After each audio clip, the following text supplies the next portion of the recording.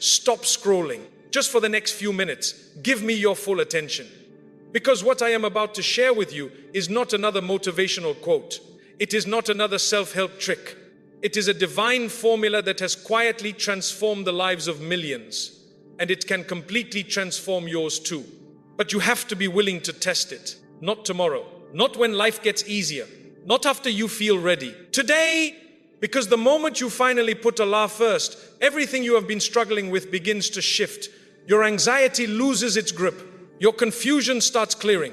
Your relationships stop draining you and start supporting you. Your days stop feeling like a race and start feeling like a journey with purpose. Stay with me until the very end, because I will give you 3 simple daily habits that, if you practice them consistently, will change your mindset, your peace, and your direction in life. Do not click away.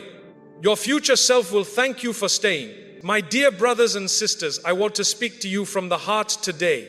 We live in a world that constantly demands our attention. Your phone is buzzing. Your inbox is full. Your responsibilities are piling up.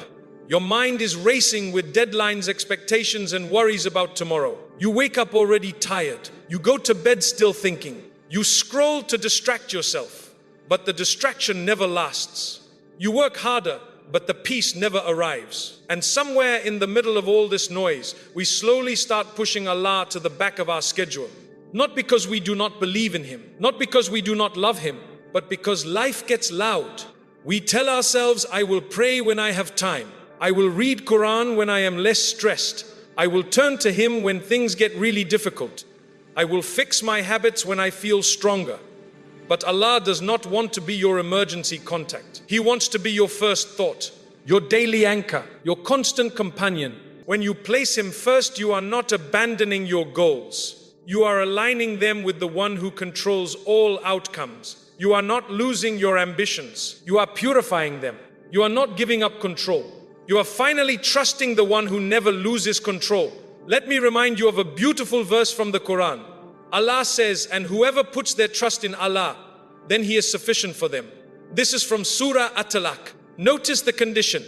Whoever. It does not say whoever has perfect faith. It does not say whoever never makes mistakes. It does not say whoever has everything figured out. It says whoever trusts Allah and the promise. He is sufficient for them. Sufficient for your anxiety. Sufficient for your financial stress. Sufficient for your broken relationships. Sufficient for your confusion. When you make Allah your priority, He does not just give you answers. He gives you peace while you wait for the answers. He gives you clarity while you navigate the chaos. He gives you strength while you carry the load. You stop carrying the weight of the world on your shoulders and you start walking with the one who holds the world in His hands. Think about your phone for a moment. When the battery drops to 5%, you do not wait until it shuts down completely. You plug it in immediately. You do not negotiate with the charger. You do not say, I will charge it later when I am less busy. You connect it right away. Now look at your soul. Look at your heart. How often do you let it run on empty? You scroll for hours. You worry about the future. You replay past mistakes. You carry stress like a heavy backpack. You compare your behind the scenes with everyone else's highlight reel. You measure your worth by notifications, by approvals, by what people think of you. And yet you forget that the heart needs a charger too. The only charger that works is connection with Allah, prayer, remembrance, Quran, sincere supplication, gratitude, repentance. When you finally plug in, when you put Allah first, you do not just get a small boost, you get a complete reset. Your clarity returns, your peace settles, your purpose aligns. Not because the world changed, because your connection did. I know what you might be thinking, but life does not work like that. I have deadlines, I have bills, I have people depending on me, I have a family to provide for, I have a career to build. How do I put Allah first when everything else is demanding my attention? Let me share a truth that might sound simple, but will change everything. Putting Allah first does not mean doing less. It means doing everything with a different intention. You still work, you still study, you still care for your family, you still build your career, you still take care of your health. But now you begin with His name. You act with the awareness that He is watching. You trust Him with the results. And when your intention shifts, your reality shifts. Prophet Muhammad, peace be upon him, said, actions are judged by intentions. This is a well-known teaching recorded by Imam Bukhari and Imam Muslim. That is the secret. It is not about adding more hours to your day. It is about adding meaning to your hours. When you wake up for morning prayer, even when your body is heavy, you are telling Allah, you come before my comfort. When you lower your gaze in a world that constantly pulls your attention elsewhere, you are saying, you come before my desires. When you speak truthfully, even when lying would be easier. When you forgive, even when anger feels justified. When you give, even when your budget is tight. You are building a life where Allah is not an afterthought. He is the foundation. And when the foundation is strong, the house does not collapse when the storm comes. It holds. Because it is rooted in something unshakable. I have seen this transformation with my own eyes. I have met young professionals who were drowning in anxiety, working long hours, sleeping very little, chasing promotions that never brought peace. They decided to put Allah first, not by quitting their jobs, not by running away from their responsibilities, but by protecting their daily prayers, by starting their mornings with Quran, by making supplication before every meeting, by trusting in divine decree instead of toxic overthinking. Within months, their focus improved. Their relationships healed, their sleep returned, their minds cleared. Why? Because they stopped trying to carry the weight of the world on their shoulders. They handed it to the one who created the world. I have met mothers who felt invisible, exhausted, overwhelmed, questioning their worth because society rarely praises their sacrifices. They turned to Allah in the quiet hours. They remembered Him while folding laundry. They recited Quran while cooking. They whispered, "Oh Allah, accept this from me," with every drop of effort. And slowly their hearts filled with a quiet dignity that no human approval could ever match. I have met students drowning in comparison, feeling behind, feeling lost, wondering if they will ever catch up. They made a simple promise. Before I open my books, I will open my heart to Allah. They started praying on time. They asked for blessings instead of just grades. They replaced panic with prayer. And what happened? Their concentration sharpened. Their memory improved. Their stress decreased. Not because the curriculum changed, because their mindset did. When you seek Allah's help, He does not just give you success. He gives you peace while you pursue it. This is not theory. This is lived reality. But it requires one thing: consistency, not perfection. Consistency. You will have days where you miss a prayer. You will have moments where you fall into old habits. You will have weeks where your heart feels distant. That is normal. That is human. Allah does not expect you to be flawless. He expects you to be sincere. Prophet Muhammad, peace be upon him, said, every child of Adam makes mistakes. And the best of those who make mistakes are those who constantly turn back to him. This was recorded by Imam Tirmidhi. So do not let guilt paralyze you. Let it propel you. Every time you fall, get back up. Every time you forget, remember again. Every time you doubt, whisper, "Oh Allah, I am still yours." He never tires of hearing it. He never closes His door. He never says, "You have disappointed me too many times." He says, "Return to me and I will turn to you." Now, let us talk practically. How do you actually put Allah first in a world that constantly pulls you in 10 different directions? I will give you 3 daily anchors. Keep them simple. Keep them consistent. Watch how they change everything. First, protect your morning prayer like your life depends on it. Because spiritually, it does. Do not negotiate with your lower self. Do not say, "I will wake up tomorrow." Set 2 alarms. Place your phone across the room. Keep your prayer clothes visible. Make a covenant with yourself. Before I check messages, before I look at screens, before I speak to anyone, I will stand before Allah.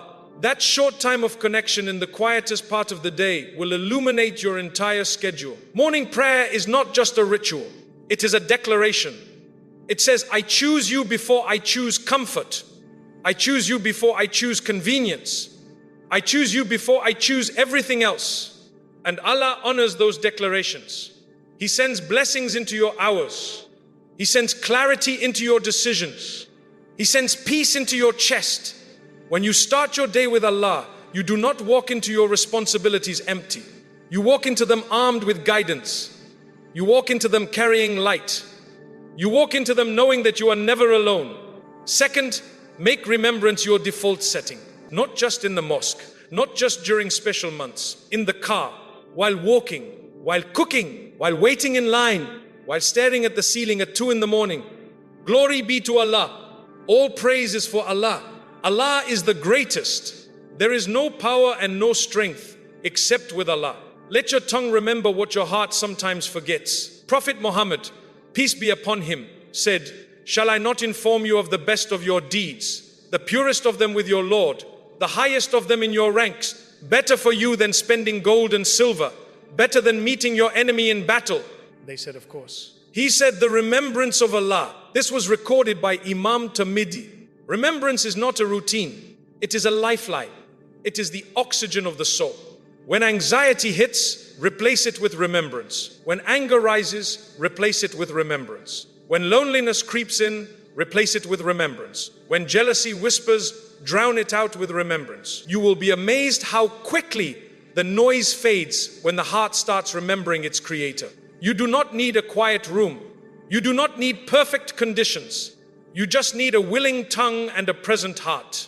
The Prophet Muhammad, peace be upon him, taught us that even a short phrase of remembrance, repeated with sincerity, carries more weight than mountains of worldly effort done without God consciousness. Let your breath become a form of worship. Let your commute become a time of connection.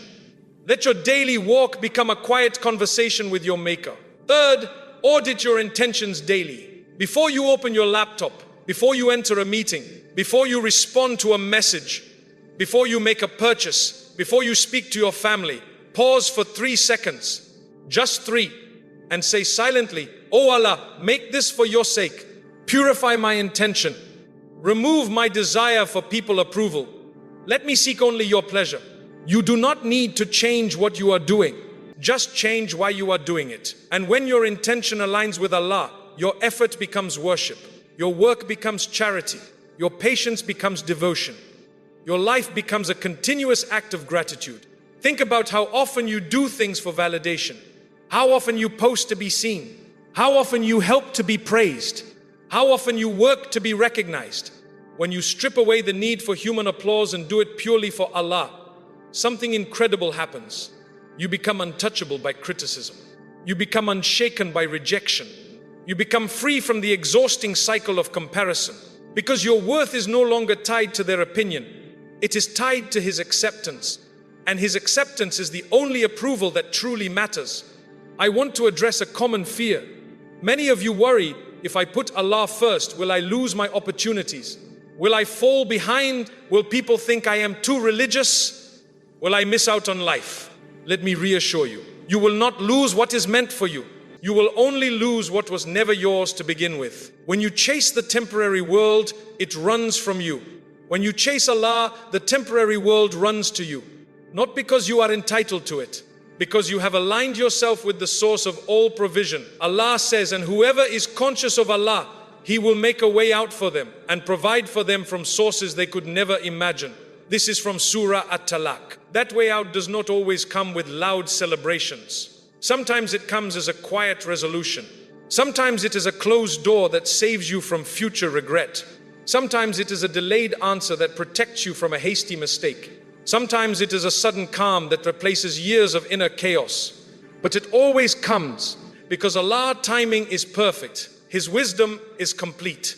His mercy is vast. You do not need to understand the plan. You just need to trust the planner. Look at the story of Prophet Yusuf. Peace be upon him. Betrayed by his own brothers. Thrown into a dark well. Sold as a servant. Falsely accused. Imprisoned for years. Forgotten by those he helped. Yet in every single moment, his first refuge was Allah. He relied on Him completely. He did not curse his circumstances. He did not waste his years in bitterness. He worshipped. He served. He stayed pure. He kept his heart connected.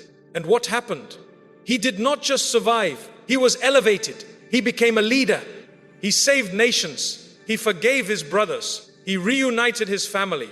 Not because he had an easy life, because he had an unshakable priority. Your trials are not punishments. They are purifications. Your delays are not denials. They are protections. Your silence is not abandonment, it is preparation. When you put Allah first, you stop asking, why is this happening to me? And you start asking, what do you want me to learn from this? That shift in perspective changes everything. It turns your pain into purpose. It turns your waiting into worship. It turns your struggle into strength. I know there will be days when it feels hard. Days when your heart feels heavy. Days when prayer feels like a chore. Days when Quran feels distant. Days when you wonder if any of this is even working. Please do not give up then. Spiritual dryness is not a sign of failure. It is a sign of growth. It is your soul asking you to dig deeper. It is your heart reminding you that connection requires effort. When you feel distant, do not run farther. Run closer. Make a simple supplication. Read 1 page. Pray 2 units. Sit in silence for 5 minutes. Let Allah know you are still trying. He sees your effort. He records your sincerity. He never ignores a heart that turns to Him, even if that heart is trembling, even if that heart is tired, even if that heart is full of doubts. He says in the Quran, and I am near. I respond to the call of the caller when they call upon me. This is from Surah Al-Baqarah. He does not say, I respond only to the perfect. He says, I respond to the one who calls. Keep calling, keep returning, keep trying. The door is open. The path is clear.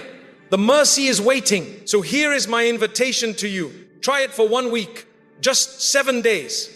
Put Allah first in your morning, in your decisions, in your struggles, in your gratitude. Protect your daily prayers. Lower your gaze. Speak truthfully. Give what you can. Forgive quickly. Ask for help constantly. And then watch how your anxiety lifts. Watch how your clarity returns. Watch how doors you did not even know existed begin to open. Watch how people who once drained you start respecting you. Watch how your mind stops racing and starts resting. Not because you earned it, because you aligned with it. And if you slip on day 3, start again on day 4. If you miss morning prayer on Tuesday, wake up for it on Wednesday. If you forget remembrance while commuting, begin it while walking to your desk. Perfection is not the goal. Return is the goal. Consistency is the key. Sincerity is the fuel. Allah is the destination. I want to leave you with a supplication, and I ask you to say it with me, not just with your lips, but from the deepest part of your heart. Close your eyes if you can. Breathe slowly and whisper, Oh Allah, forgive me for the times I put the world before you. Forgive me for the prayers I delayed, the Quran I ignored, the mistakes I justified, the blessings I took for granted. Oh Allah, help me to remember you in ease and in hardship. Make you my first priority, my greatest love, my final hope. Transform my life not by my strength, but by your mercy. Purify my intentions. Guard my heart. Guide my steps. Open doors of blessings in my time, my health, my family, my work, my worship. Let my life be a testimony to your kindness, not my competence. Let my choices reflect my faith, not my fears. Let my success be measured by my closeness to you, not by the applause of others. Ameen. Say it again. Ameen. My dear brothers and sisters, you were not created to be busy, distracted, and spiritually empty. You were not created to live as an afterthought in your own story. You were not created to run in circles chasing validation that never satisfies. You were created to be connected, to be purposeful, to be at peace. And that connection starts with one decision. Not tomorrow, not next month, not after you figure it out. Now, in this very breath, put Him first. Stand for Him. Remember Him. Trust Him. And then watch your life completely transform. Because when Allah is first, everything else falls into place.